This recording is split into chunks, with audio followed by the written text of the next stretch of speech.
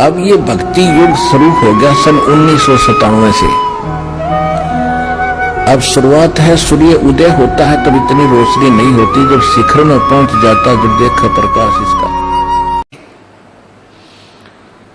जैसे ये सुखदेव ऋषि थे,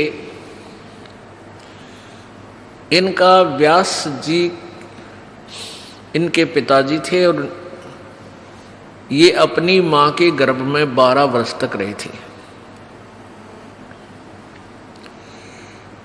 क्योंकि पिछले संस्कारों से, पिछले पुण्य से इसकी बैटरी, इसका सूक्ष्म शरीर सिद्धि से चार्जड था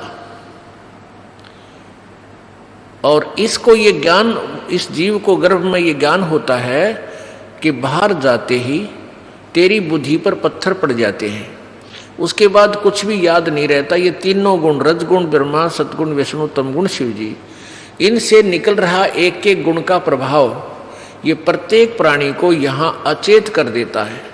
फिर इसको नए सिरे से सिखाया जाता है, ये तेरा बेटा है, या ये तेरी माँ है, ये तेरे पिता है, ये तेरी बुआ या चाची या ताई। वो नाते रिश्ते, वहाँ का व्यवहार, उसको नए सिरे से फीड किया जाता है। ये जीवात्मा अचेत हो जाती है। तो फिर इसके बाद ये जीव गलतियों पर गलती करता है। फिर इसलिए परमात्मा आते हैं, संत रूप में आते हैं, हमें फिर दोबारा जागृत करते हैं कि तुम परमात्मा भजने के लिए मनुष्य शरीर प्राप्त कर कर आए हो, अब भूल गए बच्चों, तुम याद करो उस गर्भ में किए हुए वचन को। तो जब इसको पता चला कि भाई बाहर जाते ही बात बिगड़ेगी और ये तीनों गुण हमें फिर प्रभावित करेंगे, ये तीनों देवता एक एक इंजेक्शन ला देते हैं बाहर आते ही, अपने अपने गुण का ऑटोमेटिक्स। ये ना ब्रह्मा का बस की, ना विष्णु का, ना शिव की। इनके अंदर से निकल रहा गुण ये प्रभावित करता ही करता है। तो 12 वर्ष तक ये मां के गर्भ से बाहर नहीं आया। कौन? सुखदेव ऋषि। अब 12 वर्ष जब मां के गर्भ में रहते हो गए, तब ब्रह्मा, विष्णु और शिव ये तीनों आए। व्यास जी की पत्नी से कहा कि तेरे गर्भ में एक बालक है, हम उससे कुछ बातें करना चाहते हैं।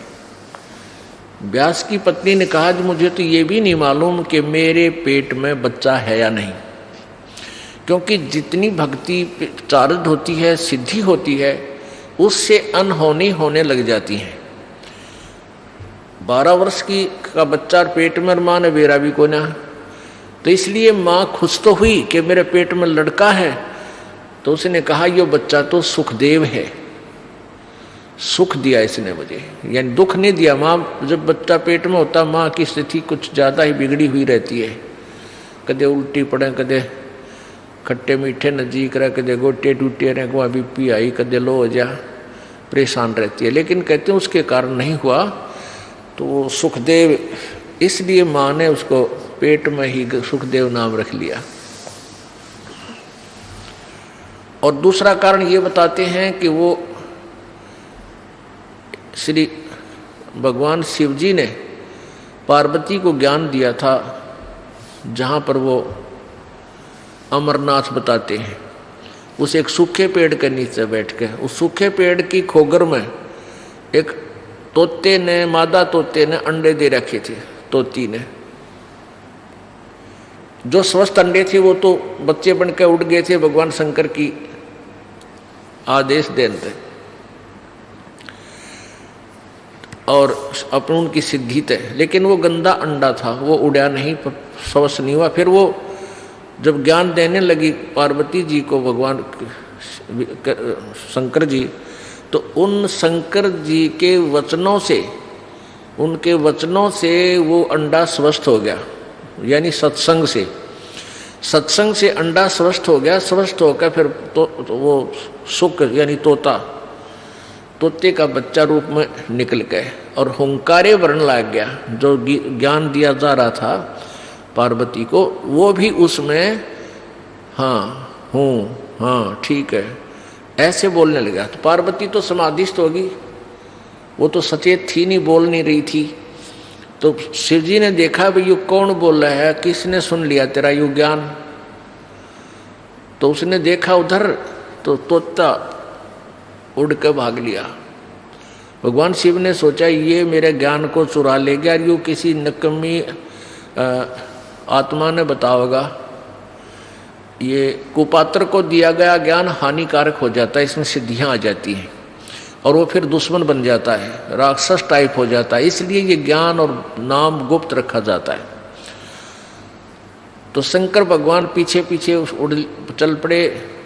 अब वहां उस तोते वाले जीव ने प्राण त्याग दिए और उसमें से निकलकर वो उसी समय संयोग हुआ तो उस व्यास की पत्नी के गर्भ में पहुंच गया।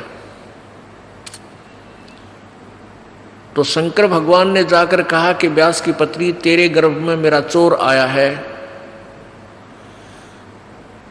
उसकी पत्नी कहने लगी कि मुझे तो पता नहीं भगवान। फिर व्यास जी आगे कि आओ महाराज भगवान कैसे आना हुआ कि आपकी पत्नी के गर्भ में और मेरे ज्ञान को चुराया हुआ एक चोर घुस गया है, उसको मैं मारूंगा, खत्म करूंगा, नहीं तो वो मेरा ज्ञान आगे कहीं कुपात्र को ना बता दे। शंकर जी ने कहा कि मेरे मंत्र को प्राप्त करके, मेरे ज्ञान को प्राप्त करके ये अमर हो गया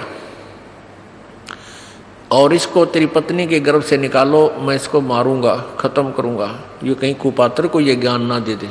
तो व्यास जी कहने लगे भोलेनाथ, एक तरफ तो कहते हो आपकी इस चर्चा से, आपके ज्ञान से ये अमर हो गया और दूसरी तरफ कहो इसको मारूंगा। अमर को आप मारोगे कैसे? शिव जी तब तो चुप होकर चले गए। फिर ये 12 वर्ष तक माँ के गर्भ में रहा। उन्हें सोचा क्योंकि ये बहुत बड़ी अध्यात्म ज्ञान बहुत विस्तार है, विस्तृत है, इसमें क्या होता है। कई आप सुनते होंगे स्वप्न आते हैं एक आध को कि मेरा बेटा मरा हुआ है और मुझे दिखाई दिया। वो कहने लगा कि मैं यहाँ रहता हूँ इस घर में, वो घर भी और है कुछ दिखा है और यहाँ छुप के रहता हूँ। एक बच्चा जो था उसको पुनर्जन्म की याद थी, अपने की, और वो 5-6 वर्ष का होते ही अपने पुनर्जन्म की सारी बातें, घर भी, गांव भी, नाम भी, माता पिता के, पत्नी के भी नाम बता दिए। वहाँ जाकर उन्होंने वेरीफाई भी किया कि सचमुच ये वही है। तो क्या बताता है कि उसकी मृत्यु हो गई थी किसी एक्सीडेंट में। और फिर क्या बताता है कि ये जो मेरे माता पिता वर्तमान वाले हैं ये कहीं से आ रहे थे, मैं इनके साथ साथ आ गया और फिर माँ के पेट में प्रवेश कर गया। अब ऐसा कैसे है? ये है तो ये ईश्वर विधान, परमात्मा का विधान है कि जिससे संस्कार है वो उसके आसपास ही रहता है, उस गर्भ में भी विश्राम कर सकता है, लेकिन शरीर जब मिलेगा उसको अंदर पेट में भी, जब उसका योग बाल्य की तरफ से ही होगा, तो तब तक वो वहाँ एज ए प्रेत रह ले, उसको कुछ भी कहो, ऐसे रहते। तो उसको व्यास जी को इस बात का यकीन नहीं हुआ, क्योंकि पेट में ना कोई भारीपन ना कोई ऐसी बात। तो उनको ये मालूम है कि वैसे भी शरण ले लेते हैं ऋषि लोग, ये पितर बने हुए। ये भी आध्यात्मिक ज्ञान है, तत्व ज्ञान है। पुण्यात्मा धीरे धीरे समझ आओ, क्योंकि हमने तो अज्ञान ठोक रखा, आज तक कोई सर पैर कोई पता ही नहीं था किसी भी मार्ग का। ये बार बार कंसेप्ट क्लियर क्यों करने पड़ रहे हैं कि हमने अज्ञान गणा सुन रखा है। और आपके मन में न्यू ना आ जाए, जो कथा अगर ये दास सिद्धि सुना दे तो आपके मन में सैकड़ों क्वेश्चन उठेंगे। तो दास चाहता है कि इस क्वेश्चन वाली बीमारी ने गिल खत्म करता चलो, तो दास के द्वारा दिया गया ज्ञान आपके हृदय में शीघ्र समाओगा। अब व्यास की पत्नी को पता नहीं था कि तेरे पेट में गर्भ में कोई बालक भी है कि नहीं है। उनको पता भी ऐसे ऋषि लोग पितर बनकर पितर रूप में भी प्रवेश कर जाते हैं। जो पितर टाइप होते हैं, जो अच्छी आत्माएं मर गई, वो भूत बन गई, वो भी अपने ही परिजनों के अंदर समाये रहते हैं। लेकिन वो परेशान नहीं करते हैं।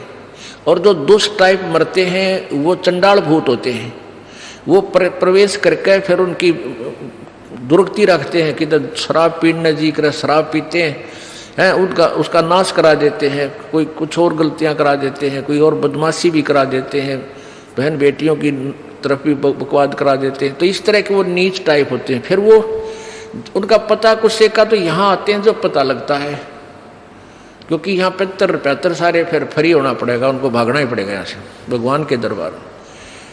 अब क्या है कि जैसे एक लड़की एक बेबे नाम ले रही थी अपना परमेश्वर कबीर जी का, और यहाँ से अपने घर गई मिश्री का प्रसाद, एक पड़ोस का बालक आ गया 8-9 वर्ष का, बच्चा ने देव थी वो भी आ गया, उसको भी दे दिया। अब वो प्रसाद खाते लड़का अपने घर चला गया, घर जाते दौरा आके गिर गया। अब वो पड़ोसी शर हो गए, पता नहीं इसने क्या खवा दिया हमारे बालक ताई, अर्तन ने मेरा छोरा मार दिया। अब वह कहने लगी देखो वैसे तो आप कुछ भी कहो, ये इसे बालक ने मरा तो नहीं, वो फिर ठीक हो गया, लेकिन 2 घंटे के बाद होश में आया। अब उस बहन ने बताया कि मैंने तो यही प्रसाद अपने बालका ती दिया था, यही आप कहते दिया था, इन्हें पूछ लो चाहिए, मेरा कोई उद्देश्य नहीं। फिर उसने आके यहाँ बताया कि महाराज जी ऐसे ऐसे हमने उस लड़का था पड़ोस में, उसने प्रसाद दे दिया, उसको दौरे आ गए और मेरी तो जान न साका कर दिया उन्हें, तो इसलिए हमने मना कर रखा किसी को ये प्रसाद मत दो। क्योंकि वो क्या था कारण कि वो प्रसाद देने से उसमें प्रेत विद्यमान था, उन्हीं का कोई पत्थर था, और वो प्रसाद खाने से परमात्मा की वाणी से उसमें वो चार्ज हो रहा था। प्रसाद उसी को कहते हैं, जैसे भगवान शंकर जी के शिव जी के वचनों से वो गंदा अंडा चार्ज हो गया, वो उसमें फिर दोबारा से चेतनता आएगी, स्वस्थ हो गया।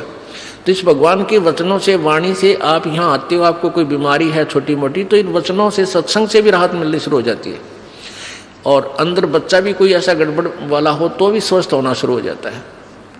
ठीक है, हम तो दास हैं, फिर भी हमारी कथा परमात्मा ही की सुना रहे हैं। तो इस तरह ये बहुत लाभ देता है। आप बालक को, डॉक्टर को पता होता है कौन सी मेडिसिन और इसको कहाँ असर कर रही है। तो वो क्या था, मैंने उसको बताया बेटी उसमें प्रेत था, अरे प्रसाद खान दे उसका लागे लठ, वो छोरे मत निकलना नहीं चाहा था, वो इस तरह बेहोश हो गया, फिर वो छोड़कर उसने उसमें से निकलना पड़ा, फिर वो लड़का होश में आ गया। तो ऐसी गलती मत करो, तुम बदनाम भी हो गए। उनको कोशिश करो फिर समझाने की, नाम दिलाने की अपने मित्रों को, भाई बहनों को, पड़ोसियों को, क्योंकि मालिक के दरबार में फिर ये नहीं रहते।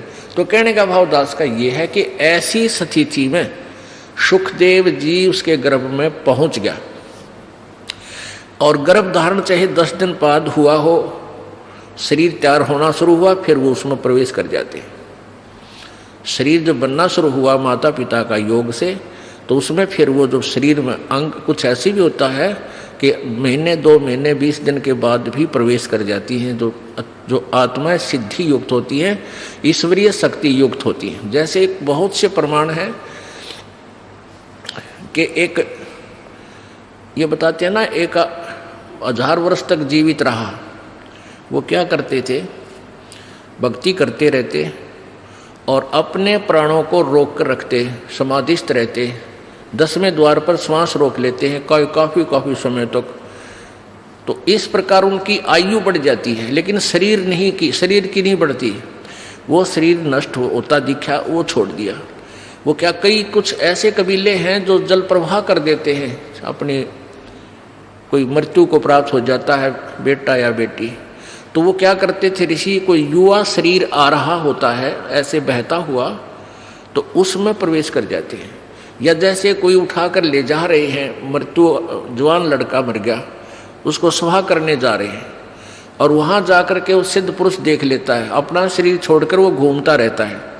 युवा लड़का देखा, उसमें प्रवेश कर गया, फिर वो कई कहते हैं भाई वो तो जीवित हो गया, तो वो वहाँ उठकर वापस आ जाते। कुछ एक का वैसे भी संस्कार ऐसे हो जाते हैं कि वो वैसे भी स्वयं भी जीवित हो जाते। तो ऐसे वो ऋषि लोग क्या करते थे, उस युवा शरीर में प्रवेश करके अपने फिर साधन करने के लिए निकल जाते थे। ऐसे काफी समय तक ये एक सिद्धि होती है जो दूसरे में प्रवेश कर सकता है। तो इस प्रकार ये आध्यात्मिक ज्ञान आपने समझना है। अब सुखदेव ऋषि 12 वर्ष का हो गया, मां के गर्भ 12 वर्ष तक बाहर नहीं आया। अब ब्रह्मा विष्णु महेश दोनों आए, और तीनों आए, ब्रह्मा विष्णु महेश तीनों ने आकर कहा कि व्यास की पत्नी आपके गर्भ में एक बालक है, उसको हम 2 बात करना चाहते हैं। वो 12 वर्ष से आपके गर्भ में बाहर नहीं आ रहा। तब उसकी व्यास की पत्नी ने कहा कि मुझे तो ऐसा आभास ही नहीं हो रहा कि मेरे पेट में बालक है। तब उसने शंकर भगवान ने कहा कि मैं उस दिन आया था, ये उसी दिन के बाद कुछ दिन के उपरांत इसने तेरे पेट में शरीर धारण कर लिया है। तब उन्होंने वार्ता की सुखदेव से। ब्रह्मा विष्णु महेश ने कहा कि सुखदेव बाहर आजा महात्मा भक्त, अब 12 वर्ष तक माँ बच्चों को गर्भ में रखेंगी, ये हमारी परंपरा बिगड़ रही है भाई। 9 महीने मुश्किल हो जाते एक माँ ने बच्चे को पेट में रखना, और ये कि तूने तो रिवाज बदल दी हमारी। 12 वर्ष तक अगर पेट में सारे रहने लगे तो समस्या पैदा हो जाएगी, तू बाहर आ जा। अब सुखदेव ऋषि बोला कि भगवान आप बाहर आते ही आप हमें अचेत कर देते हो, फिर हमें कुछ भी शुद्ध नहीं रहती। अब मुझे पता है कि मनुष्य जीवन कितना कीमती होता है, ये केवल परमात्मा पाने के लिए, आत्म कल्याण कराने के लिए मिलता है, और बाहर आने के बाद किसी को कुछ भी सुध-बुध आपके इन गुणों के द्वारा अचेत कर देने से किसी को भी नहीं रहती। आप अपने इन गुणों को रोक लो, अपनी इस त्रिगुणमयी माया को स्टॉप करो, कुछ देर के लिए बंद करो, तब मैं बाहर आऊं। अब ब्रह्मा विष्णु महेश बोले भाई इतनी तो हमारी भी पावर को नहीं, हमें इसने रोक सके।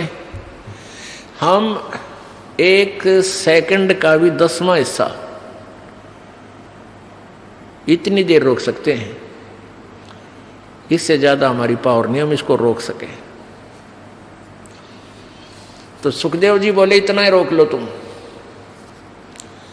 कहते हैं तीनों देवा थम भी माया, और सुखदेव उधर से बाहर आया।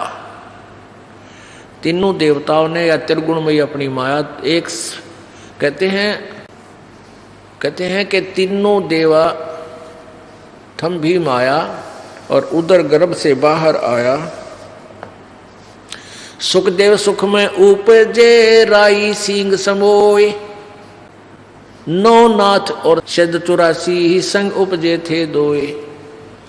9 नाथ और 84 शद। अब क्या बताते हैं कि सुखदेव सुख से उपजे राई सिंह समोय। अब जैसे भैंस के सींग पर या गाय का सींग जैसे ऐसे खड़ा है, सींग के ऊपर और राई रख दे, सरसों जैसा दाना होता राई का। ये पहले ऐसे ही एग्जाम्पल होया करते, इस तरह की ही जो ना कथाएं होती थी, इस तरह की कहानियां होती थी। तो क्या कहा था भगवान, इन तीनों भगवानों ने कहा था कि इतनी देर हम माया रोक सकते हैं, अपनी त्रिगुणमयी माया, जब जैसे भैंस के या गाय के सींग पर राई दर दे, और जितनी देर वह राई रुके, यानी बस ये समझ लो इतनी देर। सुखदेव सुख में उपजे राई सिंह समोय, 9 नाथ और शद 84 संग उपजे थे दोय। अब जब इन तीनों देवताओं ने इतनी देर माया रोकी थी, अपनी त्रिगुणमयी माया, अपने इन गुणों को स्टॉप किया था, इससे ज्यादा रोक नहीं सकते, इनको बहुत प्रेशर है। तो उस समय कहते हैं इन 94 बच्चों का जन्म हुआ था। उस समय 94 बच्चे जन्मे थे उस मुहूर्त के, उस फ्रिक्शन के, उस सेकंड में।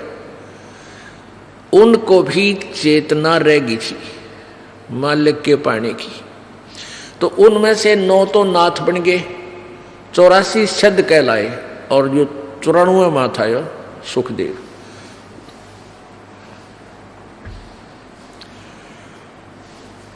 तो सुखदेव जी बाहर आए उठकर अपनी कमर पर अपनी और नालियों की नो टांग के गेर के कंधे पर स्पीड खींच दी, चल पड़े।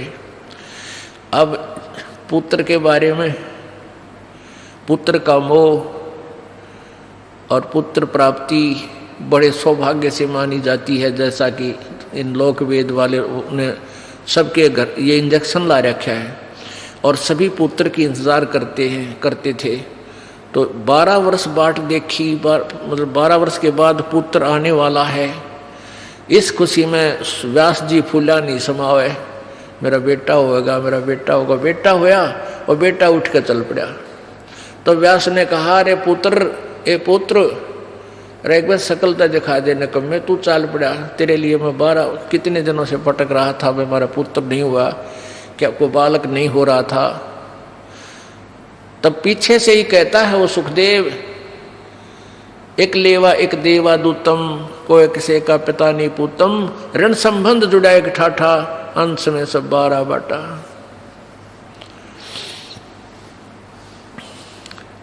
व्यास जी, सुखदेव जी कहने लगे, ऋषि जी, कोई किसी का बेटा ना और कोई किसी का बाप ना जाने कितनी बार तू मेरा बेटा बन लिया, ना जाने कितनी बार मैं तेरा बाप बन लिया, और ना जाने मैं कितनी बार तेरा बेटा बन लिया, तू मेरा बाप बन लिया। ये तो इनका पीछा छुटवाना पड़ेगा, और मैं ना देखूं तेरे का ना, मुझे भी तेरे में मोह हो गया तो फिर क्या करूँगा। इसलिए ऐसे ही निकल गया, आकाश में उड़ गया थोड़ी दूर जाके। क्यों? व्यास पीछे पीछे चल रहा था, बेटा आ जा बेटा, एक बार। अब उसने आकाश में उड़ गया।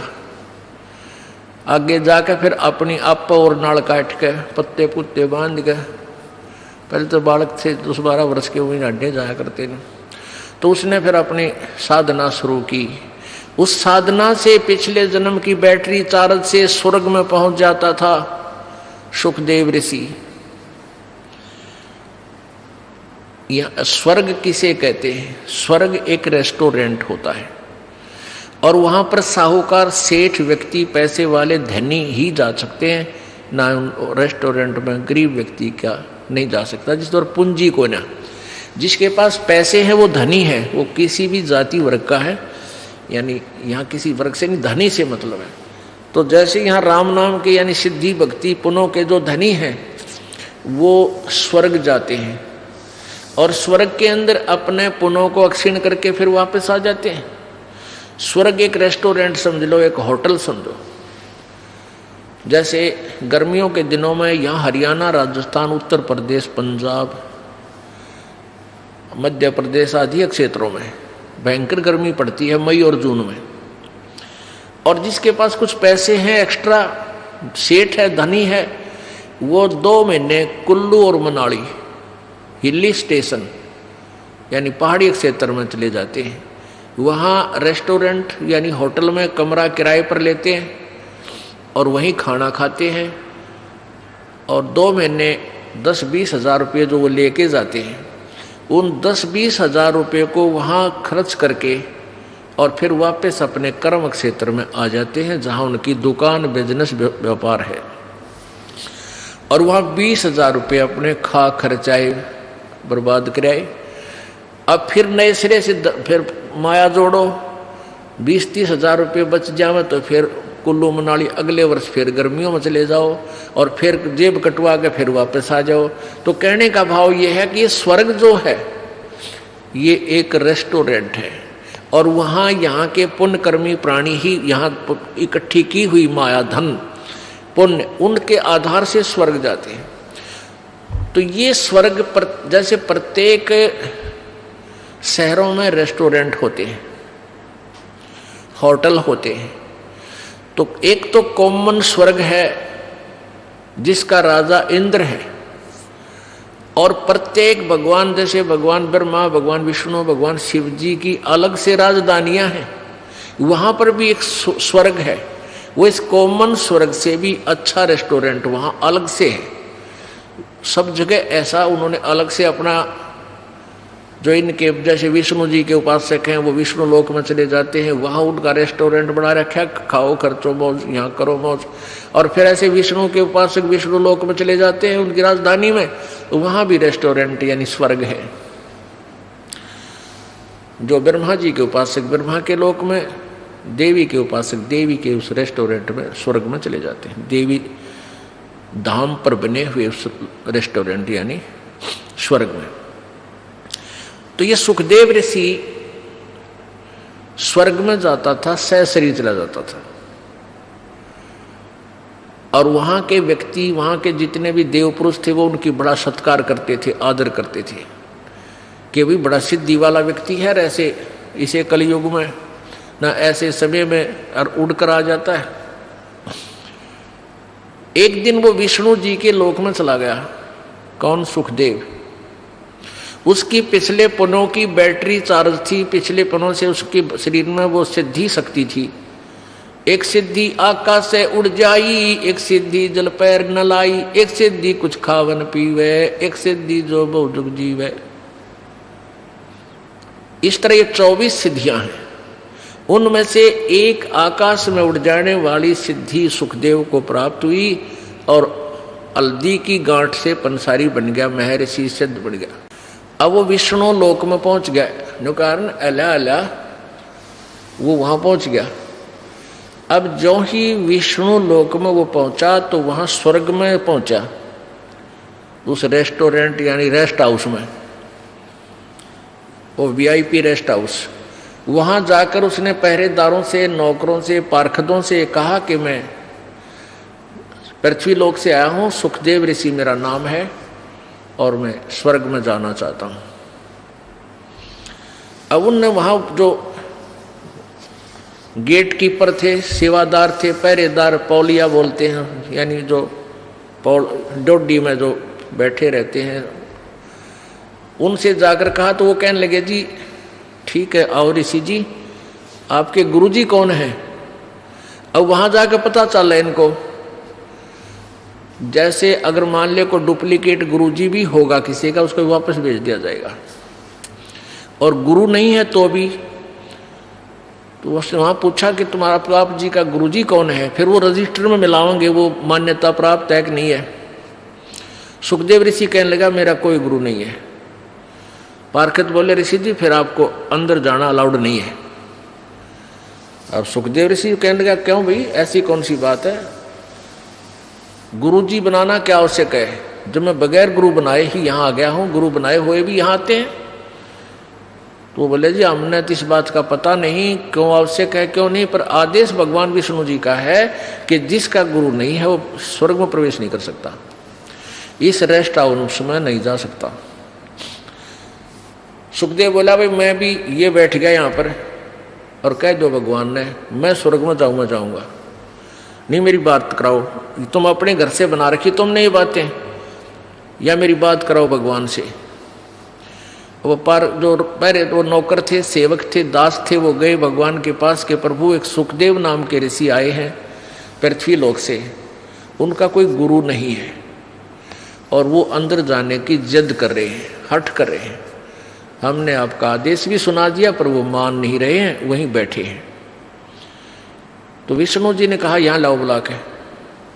अब जो बुलाकर ले गए ऋषि जी को, अब देखो पुण्यात्मा, सुखदेव ने सोचा तो नहीं था कि भगवान मैंने शाबाशी देंगे, अगर वाह बेटा वाह कमाल कर दिया ऋषि जी, तूने तो बड़ी कमाई करी, बड़ा उत्तम बच्चा है तू, तो बड़ा खुश होंगे और सीने से लगाएंगे, बहुत अच्छी आत्मा है, सतगुण युक्त भगवान है।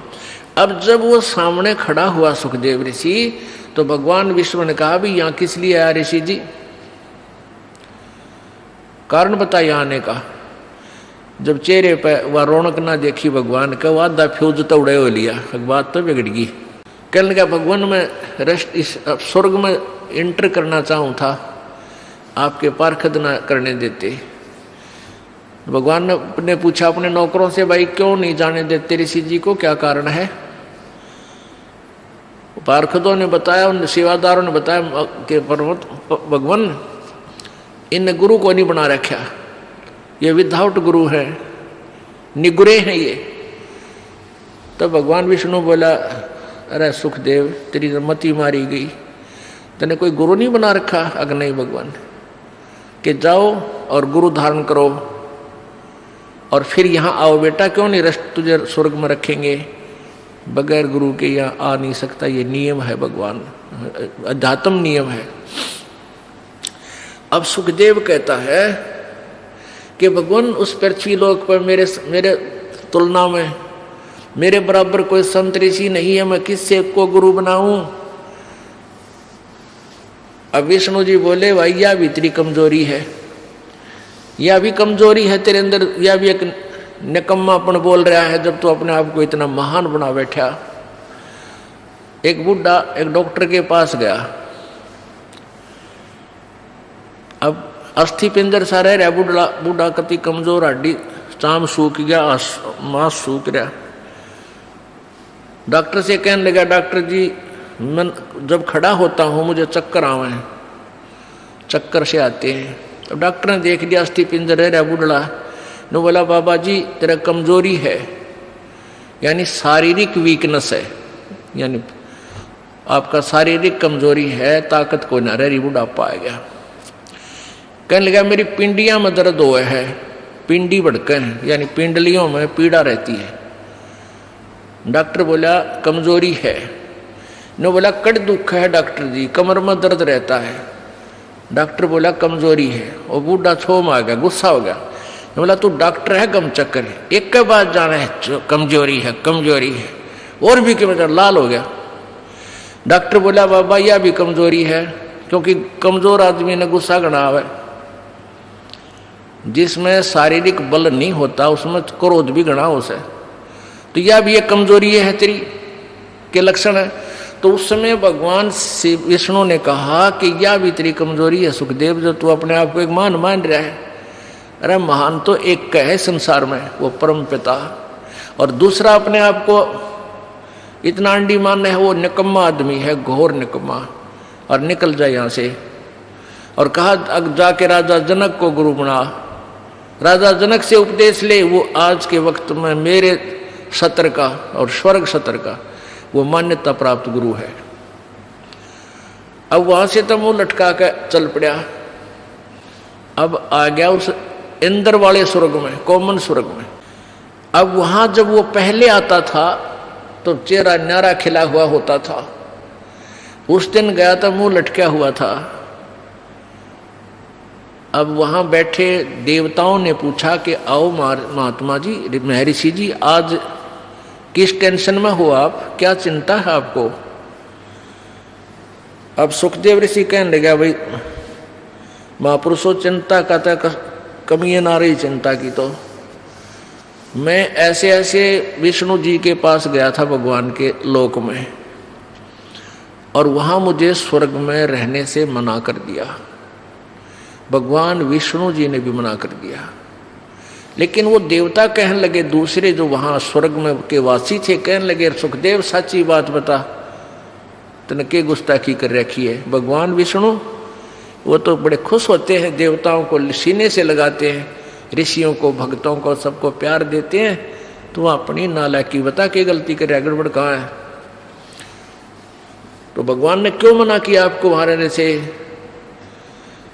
तब सुखदेव ऋषि कहता है कि भाई मैंने गुरु ना बना रखे, मैंने गुरु धारण नहीं कर रखा। तो वहां जितने भी कागभूषण या दूसरे ऋषि थे, नारद जी या दूसरे संत देवता बैठे थे, कहने लगे ऋषि जी तुमने तो जुल्म कर दिया। ओहो, अरे हम तो आपको बुद्धिमान व्यक्ति मानने थे, शायद आपने गुरु धारण कर रखा होगा इसलिए यहाँ आते थे, आगे से यहाँ भी आपको हम अच्छी दृष्टि से नहीं देखेंगे अगर आपका गुरु नहीं होगा तो। तब वो कहने लगे भाई आज तो चलो कोई नाम ना ले, वह पिछला पुण्य है, जब तक तो ये बैटरी चार्ज रहेगी, सुख भी रहेगा, घर में भी सुख रहेगा, सारे ठाठ नजर आएंगे। जिस दिन ये पुण्य समाप्त हो जाएंगे और फिर पाप कर्म का जब गिरडा फिरेगा, पापों का जब चक्कर चलेगा, तब भाई 84 लाख योनियों में कि तक गधे बने पाओगे। जो ही उन्होंने कहा कि 84 लाख योनियों में अगर गुरु लेकर के पुनः बैटरी चार्ज नहीं की, गुरु से उपदेश नहीं लिया, गुरु नहीं बनाया, तो अगले जन्म में गधे की योनि में भी जा सकते हैं। तो एक आधा सख्त बोलनिया भी होता है, कहने लगे सुखदेव या 2 दिन के सोच ले, तेरी सिद्धि चार्ज हो रही है बैटरी, या खत्म हो जाएगी फिर गधा बनेगा। अब जो ही उन्होंने कहा कि गधा बनेगा तो उसको अपना पिछले जन्म, पूर्व जन्म की एक कथा याद आ गई, एक जीवन याद आ गया कि उसमें वो अंधा बना हुआ था, गधा बना हुआ था और गधा भी अंधा। तब सुखदेव ऋषि ने कहा कि ओहो, आप बात तो सही कह रहे हो।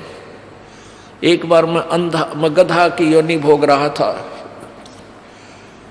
और अंधा हो गया। मेरे मालिक कुमार ने मुझे त्याग दिया, 2 मारे लठ और कर दिया जंगल की ओर। तो मैं चल पड़ा एक पगडंडी पर, चलता चलता चलता चलता दूर जंगल में चला गया। वहाँ एक थोड़ा सा नाला था, उस नाले में मैं गिरने लगा। मैंने अगले पैर जब जाने लगे, मैंने थोड़ा सा आगे को भागना चाहा, इतने में अगले पैर आगे से जा टिका अगले किनारे पर, पीछा टिक गया पिछले किनारे पर, पुली बन गई मेरी, फिक्स हो गया, नीचे पैर टिके नहीं। तो वहां इक्का दुक्का आदमी आवा था, क्योंकि दूर स्थान होने के कारण वो मेरे ऊपर पैर रखे और पार हो जाए। उनने मैं पुली बना दिया, पुल बना दिया। और 1 हफ्ते तक, 10 दिन तक मैं भुगत भुगत कर मरा। अब जाऊंगा और मैं तो गुरु धारण करूंगा। अब परमात्मा कबीर परमेश्वर जी के ज्ञान से परिचित होने के बाद आदरणीय गरीबदास साहिब जी क्या कहते हैं, भाई सुखदेव ने 84 भुगती बना पजावे खरवो, तेरी क्या बुनियाद प्राणी तू पेंडा पंथ पकड़वो। सुखदेव ने 84 भुगती बना पजावे खरवो। ओह, कि सुखदेव जैसे ऋषियों ने भी 84 लाख योनियां भोगनी पड़ी। और पजावा होता है जैसे ये कुम्हार मटके बनाए हैं, पकाते हैं, फिर वो ऊंचा होता चला जाता है, तो वहाँ गधे के द्वारा ईंटें भी पकाते हैं। उसमें पजावे में ईंटें पकाते हैं और मटके भी पकाते हैं। तो वो उसकी राख से ऊंचा होता चला जाता है, बहुत ऊंचे पर फिर वो ऊपर ही बनाना शुरू कर देते हैं। और नीचे से गधे के ऊपर थैला डाल के नीचे ते कच्ची ईंट डाल के ऊपर ले जाते हैं। वहाँ जाते पक्की ईंट डाल देते हैं, कच्ची उतारते ही, और उनको नीचे ले आते हैं। यहाँ बताना चाहते हैं कि सुखदेव ने 84 लाख योनियां भोगनी पड़ी जो सत साधना नहीं कर रहे हो तुम। और बना पजावे खरवो, खर माने गधा, और तेरी क्या बुनियाद पराड़ी तू पेंडा पंथ पकड़वो। आपकी क्या बुनियाद है, आपकी क्या औकात है, आप वो रास्ता पकड़ो। पेंडा माने रास्ता, पंथ। अपने आत्माओं थोड़ा सा सावधानी से सुना करो सत्संग में। ये बात कहने सुन की ना है, ये कर पाड़न की है। ये कोई कथा नहीं, हम कोई कथावाचक नहीं है, हम आपके ये इंजेक्शन ला रहे हैं। और जो इस इंजेक्शन की दवाई ना अंदर नहीं जान दोगे, कान नामक है, इंजेक्शन लगते हैं ये, और तुम कान ठीक नहीं रखोगे, इंजेक्शन की औषधि बाहर गिर जाएगी। वो लाभ के देगी आपको, क्यों दो, यहाँ किस लिए आए, फिर आपको लाभ क्या होगा। ये मानव शरीर सदा नहीं रहेगा, और इस मानव शरीर का उद्देश्य क्या है वो आपको सत्संग से ही पता चलेगा। समाज में तो आपको जितना ज्ञान था वो आपको पता है, केवल रोजी रोटी पेट भरने के धंधे तक ही वो आपको ट्रेनिंग देते हैं। अब इस कथा से आपको हर तरह से शिक्षा मिलेगी। तो क्या फिर सुखदेव ऋषि ने उन ऋषियों से कहा कि महात्माओं बात तो आपकी ठीक है और गुरु भी बनाऊंगा, लेकिन भगवान ने तो एक और समस्या पैदा कर दी। अब वो ऋषि बोले, वो देवता बोले वहां के, कहने लगे सुखदेव पहले तो तने बोलन का बेरा नहीं, अरे भगवान समस्या पैदा करते हैं कभी? अरे तो उनको समस्या मानता, जो भगवान तुझे कोई वचन बताए होंगे, कोई ज्ञान दिया है, उसको तू समस्या कहता है। अब उसने क्या कहा कि भगवान ने एक समस्या और मेरे सामने खड़ी कर दी। वो देवता बोले क्या खड़ी कर दी भाई? ऋषि जी बताओ। कि भगवान ने कहा है कि राजा जनक से नाम ले, उनको गुरु धारण कर। अब क्या कहता है वो सुखदेव ऋषि? ठीक है, अच्छी आत्मा भी थी, सिद्धि भी थी, पिछले पुण्य भी थे, लेकिन शिष्टाचार और अभिमान, शिष्टाचार नहीं था, अभिमान का भरा पड़ा था। और अभिमान इस प्राणी को किसी भी प्रकार का हो, वो भगवान से कोसों दूर रखता है। अभिमान और भगवान का खड़ा एक्सीडेंट है। जिसके अंदर जरा सा भी अहम है, अभिमान है, भगवान निकट नहीं आ सकता। ठीक है, जैसा कर रहा है वो दे देगा तेरे को वैसा ही, लेकिन मालिक नहीं मिलेगा। अब क्या अभिमान था? जनक विदेही राजा भाई, कैसे शीस निवाऊं जाई। राजा जनक गिरस्ती भाई, कैसे शीस निवाऊं जाई। सुखदेव बोले वचन विवेका, हम स्त्री का मुख नहीं देखा। राजा जनक गिरस्ती भाई ही, कैसे शीस निवाऊं जाई। अब यहां बात बिगड़ी हुई, सारे इस यहीं तक सीमित है सबकी बुद्धि। अब जिसने घर त्याग दिया वो कर्म सन्यासी हो गया। बालक त्याग दिए, राज त्याग दिया, जंगल में जा बैठा, वो कर्म सन्यासी है। और जो बाल बच्चों के साथ या घर पे रहता है वो कर्म योगी है। तो जिसने कर्म सन्यास कर दिया, यानी जंगल में चला गया और ब्रह्मचारी रह गया, बाल ब्रह्मचारी बचपन से, तो वो तो फिर जमाए कति आकड़ पाड़ी जाए, तेरा जैसा कोई सहे कोई ना। वो इससे बात मैं टीटी पागले है कि मैं ब्रह्मचारी हूँ, मैंने स्त्री ग्रहण नहीं की है। तो ये सुखदेव में ये अवगुण और था कि मैं बाल ब्रह्मचारी हूँ, मैंने स्त्री का मुँह भी ना देखा। राजा जनक का कई रानी है और उसको गुरु कैसे बनाऊं, वो तो गृहस्थी आदमी है। इसके लिए परमात्मा का विधान बताता है, केले की कोपीन है जो फूल पान फल खाही, नर का मुख नहीं देखते जो बस्ती निकट ना जाई। वो जंगल के रोज हैं जो मनुष्यों विद के जाई, निस्दिन फिरे उजाड़ में नो परमात्मा पावे नाही।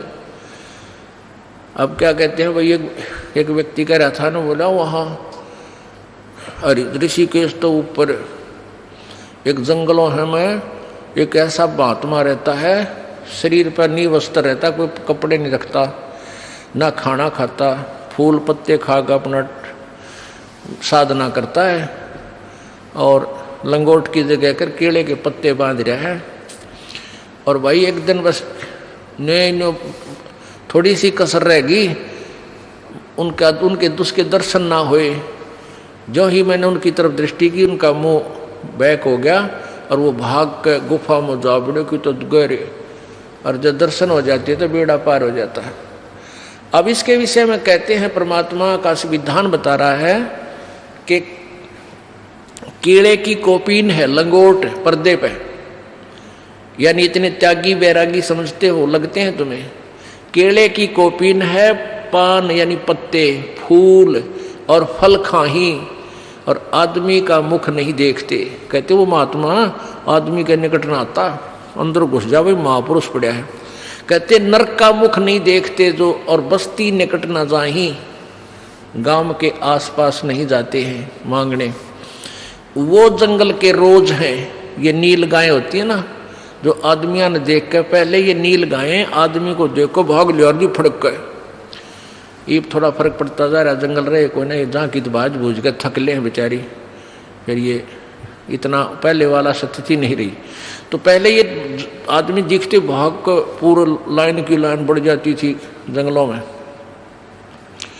तो परमात्मा उन साधकों को, परमात्मा का विधान उनकी अमरवाणी बताती है कि वो तो जंगल के रोज हैं, जो आदमियां तो बेदक के बाजे डर के, और ऐसे निस्तन फिरो उजाड़ में वो जंगल में चाहे दिन रात धक्के खाते रही हो, नो परमात्मा पावे नहीं, उसके पाने की विधि न्यारी है। फिर क्या बताते हैं, डेरे डांडे खुश रहो ये खुश रे लेना मोक्ष, ध्रुव प्रहलाद पार हो गए फिर डेरे में क्या दोष। डेरा माने गृहस्थी। अब क्या बताया परमात्मा की अमर वाणी क्या बता रही है, सच्चिदानंद की घन की वाणी में विस्तार से कहे गए सारे ज्ञान, तत्व ज्ञान, जो गीता जी अध्याय नंबर 4 के श्लोक 32 में कहा, जिसके विषय में कि डेरे डंडे खुश रहो, अपने घर में गृहस्थी में आनंद से रहो, खुश रहो। यदि कोई न्यू कह है कि बालक शादी ना कराने से ही मोक्ष होगा, उसकी यह अज्ञान सिद्धांत है। भाई ध्रुव प्रहलाद को तुम पार मानते हो तुम्हारे विधान से कि ध्रुव प्रहलाद पार हो गए, और ध्रुव प्रहलाद दोनों ही घर में थे, गृहस्थी थे, इनने ब्याह करवाया, इनके बालक हुए और ये पार हुए। फिर ब्याह करवाने में यानी गृहस्थी में दोष क्या है, तरी कुछ बुद्धि से काम लो। और यदि तुम समझते हो कि भाई शादी ना कराने मात्र से यानी स्त्री संग ना करने मात्र से ही मोक्ष है, तो तुम्हारा नंबर तो बहुत देर तक आता। ये यानी ये खुसरे नपुसंक ये तो पहले पार हो जाते तुम्हारे से। केवल एक इसी सत्र को, इसी लेवल से तुम अपने आप को सुपीरियर मानते हो, तो तुमसे सुपीरियर तो ये हिजड़े हैं। बचपन से ही चाहते हुए भी इनमें विकार नहीं हो सकता, और तुम तक तक काम बिगाड़ सकते हो। तो कहने का भाव ये परमात्मा का कि परमात्मा की भक्ति से खुसरे करो, और ते ब्रह्मचारी करो, और ते शादीशुदा करो। लेकिन दुराचार बुरा है तो सबका काम बनेगा, लेकिन शास्त्र अनुकूल हो। अब यहां समस्या और आ जाती है। गीता जी अध्याय नंबर 3 के प्रारंभ में ही 8-9 श्लोकों में स्पष्ट किया है कि एक तो कर्म सन्यासी, एक कर्मयोगी। कर्मयोगी जो बाल बच्चेदार गृहस्थी है, कर्म सन्यासी जिसने घर त्याग दिया, यानी काम छोड़ दिया, अपना बैठ कर केवल हठ योग कर साधना पर लाग रहे हैं। वैसे तो यदि उनकी शास्त्र अनुकूल साधना नहीं है, दोनों ही व्यर्थ हैं, अश्रेयकर, वो श्रेयकर नहीं है, अच्छी नहीं है। और फिर भी यदि शास्त्र अनुकूल साधना भी कर रहे हैं, उनमें भी मान ले उनके अंदर भी ये त्रुटि है कि मान लीजिए जैसे एक गृहस्थी वही साधना कर रहा है शास्त्र अनुकूल, और एक कर्म सन्यासी कर रहा है जंगल में बैठ कर उसी साधना, तो उन दोनों में से भी गृहस्थी फिर भी ठीक है, क्योंकि उसमें अभिमान कोई ना, अभिमान नहीं है तो कोई संत आकर के कभी ना कभी उसको ज्ञान भी दे देगा। और जिसने कर्म संन्यास कर दिया, जंगल में चला गया, बाल ब्रह्मचारी कहता अपने आप को, या वैसे बालक त्याग कर चला गया, उसमें ये सबसे बड़ा अवगुण हो जाता है कि वो मानने को दूसरे की अभिमानी हो जाता है।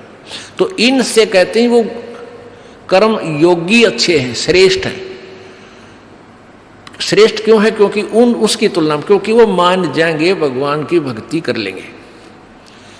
एक बार क्या था कि अब कर्म सन्यासी और कर्म योगी की भी करना पड़ेगा, थोड़ा डिस्क्रिप्शन देना पड़ेगा, इसका विवरण सा उदाहरण। पहले ये दास ज़्यादा विस्तृत से नहीं बताता था, नो खोल कर बता, भाई जैसे जिन्हें शादी नहीं करवाई वो कर्म सन्यासी है, यानी जो काम छोड़ गए। और फिर कथा आती हैं जैसे राजा जनक भी शादीशुदा था, बाल बच्चेदार था, यो पार हो गया, ध्रुव भी पार हो गया, प्रहलाद भी बाल बच्चेदार था, पार हुआ, गरीबदास जी बाल बच्चेदार थे, पार हुए। और ये ऐसे ऐसे जो शादी नहीं करा रहे थे, ब्रह्मचारी रहते थे, ऐसे करते थे, वो नरक गए।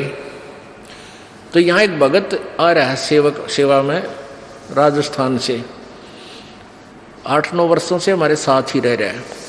उसने ये सत्संग सुन लिया, वो केवल अपना उद्देश्य यही लेकर आया हुआ है कि मैं अपना पीछा छुड़वाऊँ। उसका वैसे रामकरण नाम है, हमारे यहाँ रहता है आश्रम में।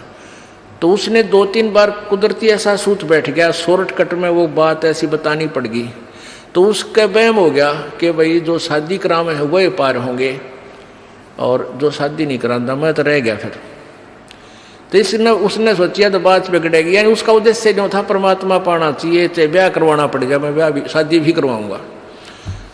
तो उसने एक भगत से कहा, बोला मैं तो घर जाऊंगा, और उसकी गर्दन में डिफेक्ट है, ऐसे ऐसे करता है वो हर दिन में, वो कोई या भी रजा है दाता की, भगवान का नहीं गणा लगेगा तो थोड़ा बहुत बड़ा रहता है डिफेक्ट शरीर में। तो उसने मेरे से कहा, जी रामकरण घर जान की कहे। मैंने सोचा भाई किसी बालक ने आपस में कवा सुनी होगी या कोई अभाव बच्चे को ना होना चाहिए, यहाँ हमारे आया हुआ है रह रहा। मैंने उसको बुलाकर पूछा, मैं बेटा कोई दुख है, किसी ने कुछ कह दिया तेरे थे? ना जी। मैं और क्या करेगा? बोला ब्याह करवाऊंगा। तेरी नाड़ तो काम करने का तो ना नू नू तेरी नाड़ करे न कित पंगम पांदे है तो नो। बोला जी मेरा मोक्ष ना हुआ है, उन्होंने नो सुना है, जो ब्याह करवा उसका मोक्ष होगा।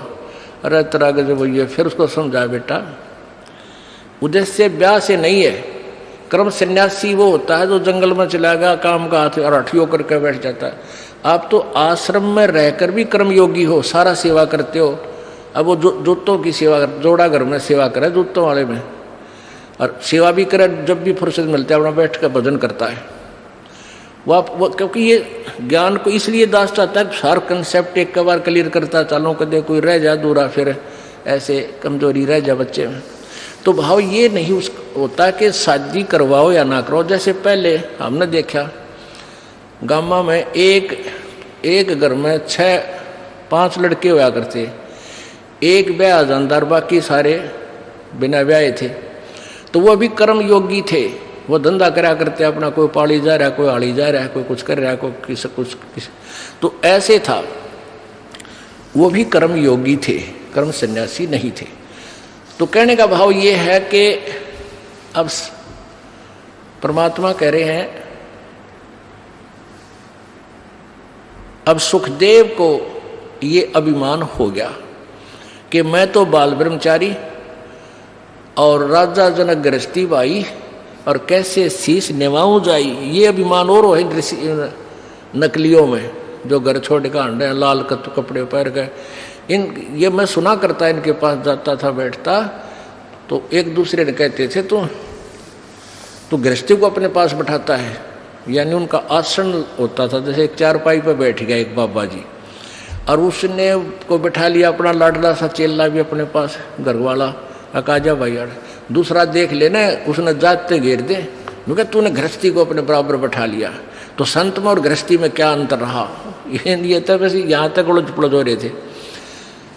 तो वो है बीमारी राजा इसमें सुखदेव ऋषि में थी कि मैं तो एक बाल ब्रह्मचारी, मैं गृहस्थी में, और वो राजा जनक एक राजा और ऊपर से फिर गृहस्थी। एक नारी त्याग दीनी 5 नारी गैल वे। ये नारी घर ने त्याग के कौन जाता है? जो ये महसूस करता है कि मेरी भक्ति में मेरी पत्नी बाधक है,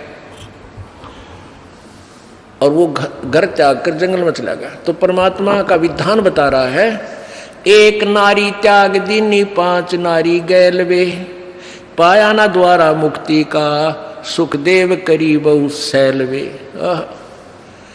एक नारी त्याग दीनी, भक्ति में बाधक जो पत्नी थी वह तने एक त्याग दी, और ये 5 और रही, काम क्रोध मोह लोभ अहंकार। ये 5 नारी यानी भक्ति बाधक तेरे संग वे गैल वे, और पाया ना द्वारा मुक्ति का सुखदेव करी बहु सैल वे।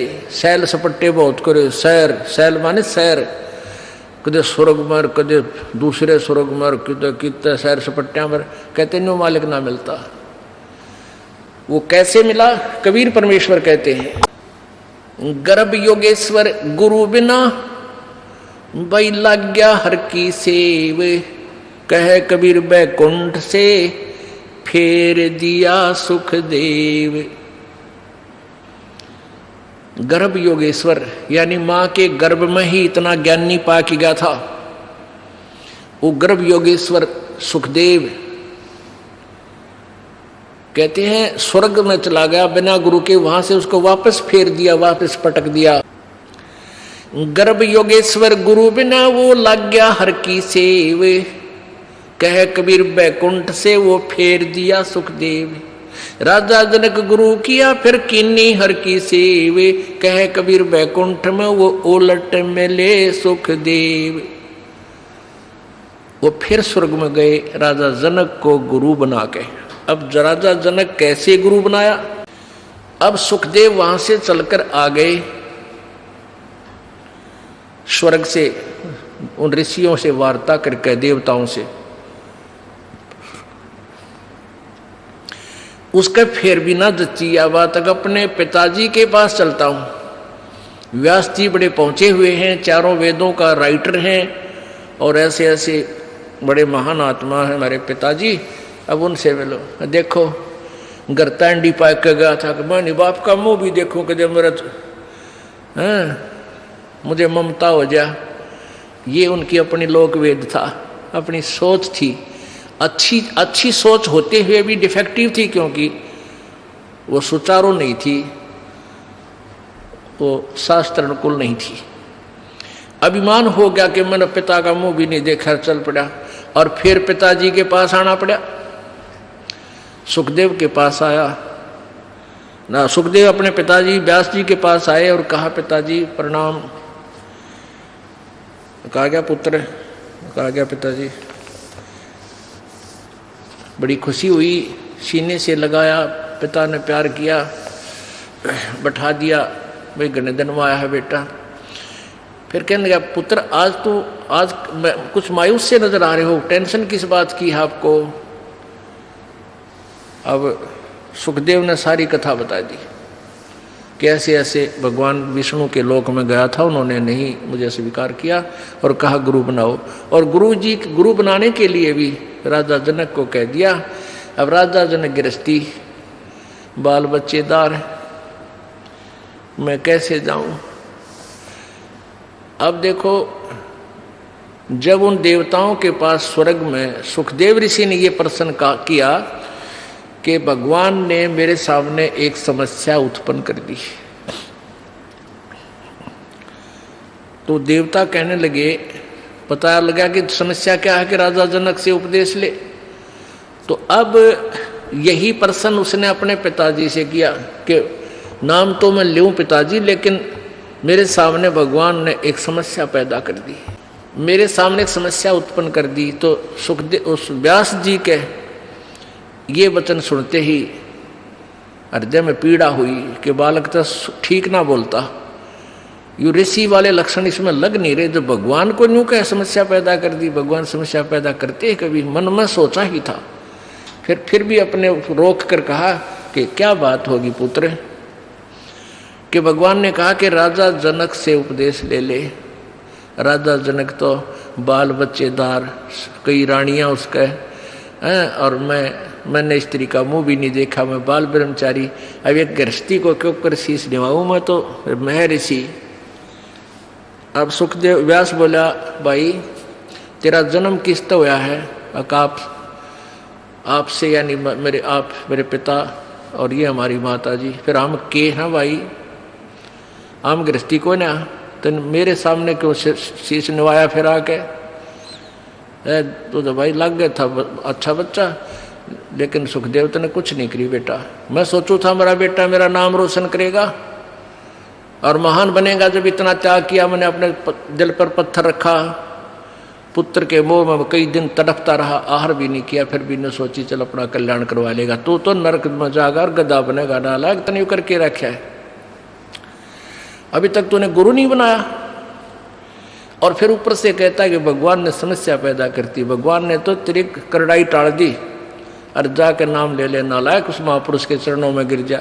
भगवान का आदेश और भगवान पाना चाहे और उसके आदेश का पालन नहीं कर रहा है, कहाँ ठिकाना तेरा? संत ऋषि साधु किसी सतर के भी क्यों ना हो, वो बोलिया करे सुर में, नो कहा करे डोम की रोएगी तो सुर में रोएगी। तो ये हमारे जो संत साधक ऋषि जो कहते हैं उन्हें किसी सतर का ज्ञान है, वो बोलिया करे एक सुर में, भाई गुरु तो बढ़ाना ही पड़ेगा। और इतना अभिमान, भगवान का आदेश और उसी के पास जाना चाहता, और फिर गुरु ने उसका पालन नहीं करा, डबल डिफेक्ट हो गया तेरे में। अब और विकल्प ना देख के अब पहुंचा सुखदेव ऋषि राजा जनक के पास के बाद तो बिगड़ गई, क्योंकि उसका उद्देश्य तो राम परमात्मा पाना, कल्याण कराना ही था। इसलिए उसने फिर अपना वो मान भी त्यागना पड़ा। अब जिसने भगवान सी है तो धीरे धीरे सेट तो हो जाएगा, और जो कति नास्तिक है, डबल नास्तिक साकेट, उसने फिर वो समझावा कैसे। अब राजा जनक के पास पहुंचा, साधु वेशभूषा, लाल कपड़े, फिर तो सेट हो लिया था ना, ऋषि बन गया था, बड़ी बड़ी दाढ़ी और जटा। अब राजा जनक गृहस्थी था, राजा था। राजा में जैसे गीता में लिखा है ना 3 अध्याय में कि गृहस्थ कर्म योगी में अभिमान नहीं होता, इसलिए वो कर्म सन्यासी से ठीक श्रेष्ठ यानी कुछ अच्छा है। तो यही होता है गृहस्थी में, चाहे वो राजा भी हो और चाहे आम व्यक्ति है, भक्त है, परमात्मा से परिचित है विधान से, तो उसमें नम्रता होती है। आय का आदर करे और चलता निभावे शीश, और तुलसी ऐसे मीत से कोई मिलना विश्व बीस। आय का आदर नहीं, नाने नन में ने तुलसी वहाँ ना जाइयो चे कंचन वर्षा में। ये जो तुलसी जी की जो वाणी है ये व्यवहार में ज़्यादा है। अब कई यहाँ इस बात को ये यहाँ लागू नहीं होती सत्संग में, यहाँ तो ये लागू होती है कि संत मिलन को जाइए तजमाया अभिमान, और जो जो कदम आगे रखे ओहे एक समान है। यहाँ तो कोई आदर मान अपमान करो को ना कोई, मम संत शरण जगत जान छोई। यहाँ आप आते हो परमात्मा पाने के लिए इस दास के पास, आपको यहाँ कोई उलट सुलट बोल भी जाता है कोई, उसकी परवाह नहीं करनी, जिसने भगवान चाहिए। मान अमान करो क्यों ना कोई, चाहे समाज वाले भी आपका मान अपमान करें। और मम संत शरण जगत जान छोई, यानी यहाँ थोड़ी सी अपने अपने विचारों में भी अंतर होता है। ये परम संत पूर्ण परमात्मा के विचार हैं और वो तुलसीदास के एक व्यवहारिक विचार हैं। लेकिन यहाँ थोड़ा सा लागू होता है कि गृहस्थी के पास कोई भी आता है तो सबसे पहले प्रणाम करे। सत्साहेब, जैसे हम सत्साहेब बोलते हैं, मान ले कोई राम राम बोलता है तो उसको राम राम ही में उत्तर दे देवे। नमस्ते करता है तो नमस्ते जी, आओ बैठो, तो उसका आदर सत्कारी स्वाभाविक गुण होना चाहिए गृहस्थी में। तो ऐसे वो जो कि पहले वाले सभी में ये विद्यमान था। तो राजा जनक खड़े हो गए सिंहासन छोड़कर, जब एक ऋषि जी उनके द्वार पर आए, साधु वेशभूषा वाले, और अलग से एक गद्दा तख्त सूचा साफ तक बना रखे, क्योंकि ऋषि लोग आते जाते रहते थे संतों के पास, राजाओं के पास, तो उनके लिए अलग आसन बनवा रखे थे। अच्छे कपड़े स्वच्छ धोकर रखा करते थे। नौकरों को आदेश दिया कि ऋषि जी आगे हैं और उनका आसन लगाओ अलग से, उनका अलग आसन लगवान लागे। ऋषि जी सुखदेव नौकानो नीचे बैठ गया वहीं पर। तो राजा जनक दौड़कर निकट आए, महाराज यहाँ ना बैठो, महाराज मेरा अपमान ना करो, अपमान ना करो, यहाँ बैठो। उन्होंने बोला नहीं मैं यहीं बैठूंगा। तो राजा जनक कहने लगे भाई ऐसी मेरे से क्या गलती होगी, आप रुष्ट हो ऋषि जी? कि नहीं। फिर बैठे बैठे सारी कहानी सुना दी कि मैं आपको गुरु बनाने आया हूँ और आज मैं ऊपर नहीं बैठ सकता। अब सुथरे दिन आ गए, नर्म आ गया तो भगवान के निकट आ गया। सुखदेव ऋषि बोला कि, और राजा जनक कहने लगे महाराज मेरा क्यों मजाक उड़ाओ, आप तो जन दुनिया को ज्ञान देने वाले, और सूर्य को दीपक क्या दिखाऊंगा मैं? न सारी कहानी बता दी कि मैं ऐसे ऐसे ऋषि भगवान विष्णु के लोक में गया था, उन्होंने मुझे वहाँ अलाउड नहीं किया। उन्होंने कहा कि मैं आपको गुरु बनाऊं, फिर भक्ति करूं, तब मैं स्वर्ग जाऊंगा, मुझे स्वर्ग जाना है। फिर राजा जनक के जचगी भाई इब तक मैं ठीक बोलता दिखा है। कहने लगा ठीक है महाराज, मैं सुबह नहा धो के स्नान करके सुबह नाम दूंगा तेरे को। अब वो थोड़ी बहुत ज्ञान तो हो जा है कि भाई ये किस टाइप के इंसान होया करेंगे, गृहस्थी ने देख के भी से नफरत करते हैं, ये जो नकली से होया करें। इसकी सारी फड़काड़नी चाहा था, परीक्षा भी लेना चाहा था। उसने अलग से एक मकान में उनके रहने की व्यवस्था करवा दी, और वहाँ एक लड़की की, एक युवा लड़की की ड्यूटी लगा दी कि आप इनकी केयर टेक करो, अतिथि आए हैं, खाना खिलाओ, कपड़े बिछाओ इनके, और कोई असुविधा ना रहे, रात को भी इनके पास सारी। तो उसको ट्रेनिंग दे दी थी लड़की को राजा जनक ने। अब सुखदेव ऋषि अपना आसन पर लेट गया, खाट पे चारपाई पर जो तख्त लगा रखा था। वो लड़की रात्रि के समय जाकर के उसके तख्त पर बैठ गई। सुखदेव ऋषि ने पैर पीछे को कर लिए, वो और निकट आ गई। वो थोड़ा सा और आगे को सरका, वो और निकट हुई तो उठ कर दूर खड़ा हो गया, कहने लगा बहन तू बाहर चली जा। वह लड़की बाहर आ गई। राजा जनक ने पूछा कि क्या क्रिया रही बेटी, कैसा है ये ऋषि जी ने? बोले जी ऋषि जी पक्का है, ऐसे ऐसे मैं बेड पर बैठी आपके आदेश अनुसार। तो इसने सारी ऐसे ऐसी क्रिया बताई, खड़ा हो गया और बाद में बोला बेटी बहन बाहर चली जा। तो बोला ठीक है। अब क्या हुआ कि वो उसका नीचे बिछा दिया कपड़ा, जैसे दरी वरी जो बिछा, वो बैठ गया भगत की तरह और कहने लगे बैठ जा ऋषि जी, अब मैं तुझे उपदेश दूंगा, पहले मैं नहा लूं, स्नान कर लेता हूं। अब गरीबदास जी ने अपनी वाणी में लिखा है कि राजा जनक के हजारों की संख्या में रानियां थी, पत्नी थी। उनमें से एक पटरानी होती है, जो सबसे पहले जो शादी की जाती है उसको पटरानी बोलते हैं, मुख्य पत्नी। बड़ी सुशील, अच्छी भक्ति करने वाली साध्वी टाइप थी। उसको कहा राजा जनक ने कि मैं नहाऊंगा, और पानी गर्म करा, बता दिया था सारा, उसको ट्रेनिंग दे दी थी। वहीं पर जहाँ इस पहले बड़े बड़े दरवाजे होते थे, वहीं इधर सुखदेव ऋषि बैठा और इस साइड में लगा का चूल्हा ईंटा का, और ऊपर धर दिया पतीला और नीचे बाल दिए लकड़, सूखी लकड़, और पानी न उबला जो कर चाय बनाया करें, बनाते उबला करें। और राजा जनक का वहीं साथ में नहाने के लिए पाटड़ा डाल दिया, और राजा जनक वहां नहाने के लिए विराजमान हो गया, धोती बांध के। और वो रानी जो पटरानी थी उसकी, वो लोटा भरे उस उबलते जल में थे, चूल्हे वाले पन्नों का पतीला ऊपर रखा है, और राजा जनक की चोटी में घेरा रास गेला नवावे, और वो पानी राजा जनक पर डाल रानी तो, और सुखदेव नो है जलेगा भी हो। अब वो पानी उस पर गिरे, सुखदेव पीछे नो है। अब राजा जनक देख रहा, अगर ऋषि जी की कैरियर सलोरी है। राजा बिहन से देई जब तारी, और हमें स्नान करावे नारी।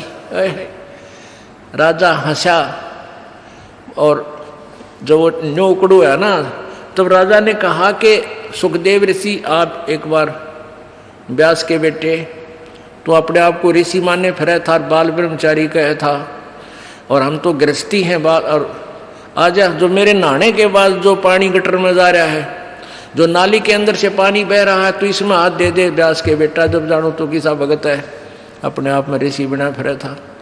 वो निकट आया, नो बोला मैं ना दूँ, मेरी तो सारी उंगली जल जाए, इतना गर्म है यो। मैं इस नहाने के बाद जो जल जाता है वो 50% कम हो जाता है गर्म, और उसके बाद भी नो कहे मैं ना दूँ, मैं सारा जल जाऊँ, दूर बैठ गया जाके। तब राजा भी हंसा, जोरता हंसा, और ताली बजाई, नो हथेली पीटी, और हमें स्नान करावे नारी। अरे तू इतनी दूर तो जलन हो रहा, नवावे जिसने तू एक हे मान रहा था अपनी दृष्टि में, औरत तो देखनी भी नहीं, शकल भी नहीं देखनी, अरे या तेरे से अच्छी भक्ति करे, इसके हाथ भी ना जलते। और ऐसा योग कमाया पूता बेटा, यो के इतना भक्ति करी, के साधना की, और क्या हुआ जो इंद्री धूता। अरे इस क्या हो गया, तन इंद्रियों को काबू करने की चेष्टा कर रही है, इनके खच्चम खच्चा हो रहा। इंद्री कर्म लगाओ किसके, जैसे जिव्या लेप नहीं मधुरस के।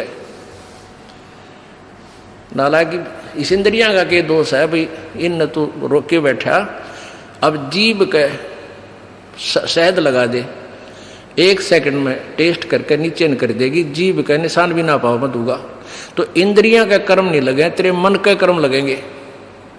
और मन में दोष आए बिना रह नहीं सकता बेटा, ते तो कितनी बात बना दे। या वो भी जान गया भाई मन तो दुष्ट है, तो 1 मिनट में करा के बूंदी सोच जा, फिर सेकंड में कुछ और सोच ले। तो कहते हैं इंद्री कर्म लगाओगे किसके, जिव्या लेप नहीं बदुरस के। काफी ज्ञान दिया, फिर समझाया उसको। फिर क्या बताया कि रात्रि के समय ये लड़की तेरे बेड पर बैठी और तेरी क्या स्थिति थी, क्यों डर गया, या कोई खावा थी तेरे को, तेरे में ज्ञान नहीं, विवेक नहीं, अगर तू आत्म तत्व में भी नहीं है, परमात्मा के निकट कहाँ, तो बहुत देर की बात है।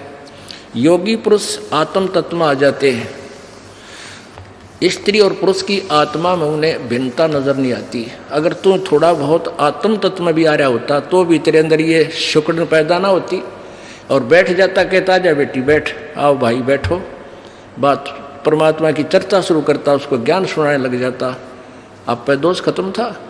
तेरे अंदर दोष था इसलिए तू सुकड़ा इस तरह। एक बार सांग देखने चले गए 2 जने, एक तो पहले जाता था, एक पहली बार गया था। और वो लड़के उस समय लड़कियों का ही रोल बना के और मेल फीमेल का रोल करा करते हैं। तो नाच रहे थे, कोई गा रहा था, अच्छे सुसज्जित कपड़े मेकअप कर रखी थी। तो पहली बार जो लड़का गया था वो ने कहा दूसरे ने, देख के सुंदर लड़की, देख किसा बढ़िया नाच है। और दूसरा बोला लड़की को ना, यो लड़का है, उसका ना जच्ची बात है ना, तो नहीं बेरा। वो फिर शाम के समय जब वो वहाँ अपना समांग करके वो ड्रामा पूरा करके जब जहाँ वो रुके थे किसी चौपाल में वहाँ गए, वो पहले जो सत्संग सुन जिसने वो सांग देख रखे थे वो अपने साथी को लेकर वहाँ चला गया। किसको, जो पहली बार गया था, कहाँ, जहाँ वो रुके हुए थे, उनके साथ साथ चले गए। उन बच्चों ने जाते ही वो सारा मेकअप उतार के कपड़े निकाल के नारे नारे टांग दिए, और वो लड़के नो के नो कच्चे कच्चे में खड़े। तब उसका यकीन हुआ, जो पहली बार सांग देखने गया था, अगर तो छोरे थे, छोरी कोई ना थी। अब अगले दिन जब वो सांग देखने गया, वो नाचा भी था वो लड़का, और लड़की का मेकअप भी था, पर उसने लड़की नजर नहीं आई थी, वो लड़का दिखा था। तो ऐसे ही जब आत्मज्ञान में भी होता सुखदेव, तू तने लड़की नहीं दिखा, तो ड्रामा कर रहा था बेटा, अपना कल्याण करा ले। बोलो सतगुरुदेव।